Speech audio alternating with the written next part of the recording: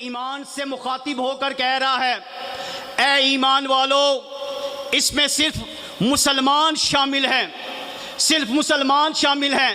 اہل ایمان سے مخاطب ہو کر اللہ تعالیٰ کہہ رہے ہیں، اے ایمان والو بات کو غور سے سنو، کتب علیکم الصیام، تم پر روزہ فرض کیا گیا ہے۔ کس لیے کیا؟ کیوں فرض کیا؟ کیوں فرض کیا اللہ تعالیٰ نے؟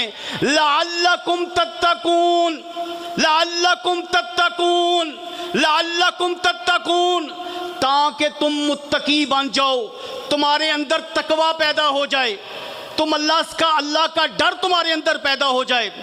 بھائیو، روزے کی روح تقوی ہے۔ ایک انسان ہے، انسان کا معیار، انسان اسی وقت زندہ ہے جب اس کے اندر روح ہے۔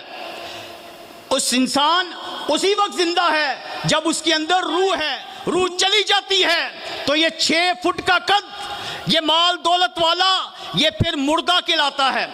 اسی طرح روزے کی جو روح ہے، روزے کا جو مقصد ہے، جو اللہ ہم سے چاہتے ہیں، بھوکا رہنا مقصد نہیں ہے کہ ہم بھوک برداشت کر لیں، یہ مقصد نہیں ہے۔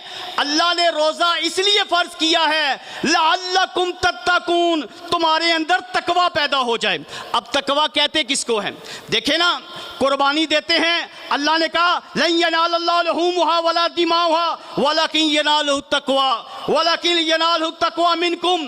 تم جو قربانی کرتے ہو، اللہ کہتا ہے مجھے گوشت نہیں پوچھتا، مجھے تمہاری طرف سے تقوی پوچھتا ہے۔ تقوی کہتے کس کو ہیں؟ سنیں حدیث کو۔ سیدنا عمر وقت کے خلیفہ ابی بن کعب سے پوچھتے ہیں، یہ تقوی کے بارے میں بڑا سنا ہے، اللہ نے کہا والعاقبۃ للمتقین، آخرت کا گھر تقوی والوں کے لیے ہے، جو تقوی اختیار کرتا ہے اس کے لیے جنت کا ٹھکانہ ہے۔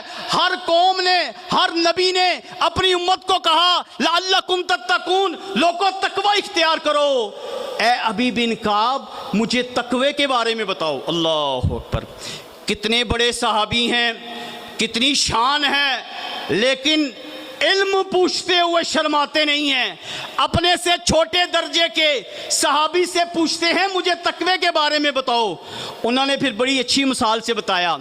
انہوں نے کہا اے خلیفۃ المسلمین، کبھی آپ ایسی جگہ سے گزرے ہیں جہاں پر دائیں طرف بھی کانٹے ہوں، بائیں طرف بھی کانٹے ہوں، اس راستے سے آپ کیسے گزریں گے؟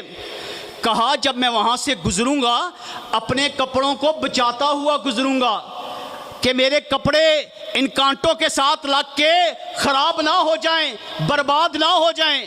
کہا احتیاط سے گزریں گے نا؟ کہا ہاں میں احتیاط سے گزروں گا۔ کہا یہی تقوی ہے، دنیا میں رہتے ہوئے عیاشیوں کی محفلیں ہیں، برائیوں کی محفلیں ہیں، شیطانی محفلیں ہیں، جس طرح اس جگہ سے اپنے کپڑوں کو بچاتے ہوئے آپ گزر جاتے ہیں، اسی طرح ایک مسلمان دنیا میں رہتے ہوئے اپنے آپ کو برائیوں سے بچاتا ہے، اسی کو تقوی کہتے ہیں۔ اللہ اکبر۔ میرے بھائیو، جن لوگوں نے تقوی اختیار کیا، اللہ تعالیٰ نے ان کی دنیا بھی اچھی کر دی، آخرت بھی اچھی کر دی۔ یاد رکھنا، یہ روزے کا مقصد ہی تقوی ہے۔ اگر ہمارے اندر تقوی پیدا نہیں ہوتا، رب کعبہ کی قسم ہے، یہ بھوکا رہنا اللہ کو اس کا کوئی مقصد نہیں۔ آپ صلی اللہ علیہ وسلم نے فرمایا کئی لوگ ہیں جن کو بھوک کے علاوہ کچھ حاصل نہیں ہوتا۔ کیوں؟ ان کے اندر تبدیلی آئی نہیں، ان کے اندر اللہ کا تقوی پیدا ہی نہیں ہوا۔ اس لیے میرے بھائیو، روزہ رکھ کر اگر ہم انسان نہیں بنتے، اللہ کے ساتھ ہمارا تعلق نہیں ہوتا، تو ہر بھائی سوچے، یہ روزے کو آپ معمولی مت سمجھیں۔ اللہ تعالیٰ نے باب الریان، جنت میں ایک دروازہ رکھا ہے جس کا نام ہے باب الریان۔ اللہ نے کہا یہاں سے صرف اگر داخل ہوگا تو روزے دار داخل ہوگا۔ انسان جب اللہ کی فرما برداری کرتا ہے نا، اللہ اکبر کبیرہ، دیکھیں اللہ کی نظروں میں اس کا مقام کتنا ہو جاتا ہے۔ آج امت مسلمہ ذلیل کیوں ہے؟ کیوں ہمارے حالات صحیح نہیں ہوتے؟ ہر گھر میں پریشانی، ہر شخص پریشان، کیونکہ ہمارا اللہ کے ساتھ تعلق ہی نہیں رہا۔ انسان روزے کی حالت میں ہوتا ہے، دیکھیں جب اللہ کی فرما برداری کرتا ہے اس کے منہ کی بدبو بھی، انسان روزے کی حالت میں ہو تو معدہ خالی ہوتا ہے، ایسا ہی ہے۔ اور جب انسان کسی سے بات کرتا ہے تو بدبو محسوس ہوتی ہے، منہ سے نکلتی ہے۔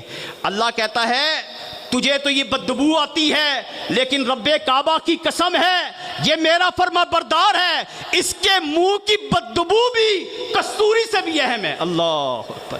انسان جب اللہ کی فرما برداری کرتا ہے، بھائیو اللہ کا تقوی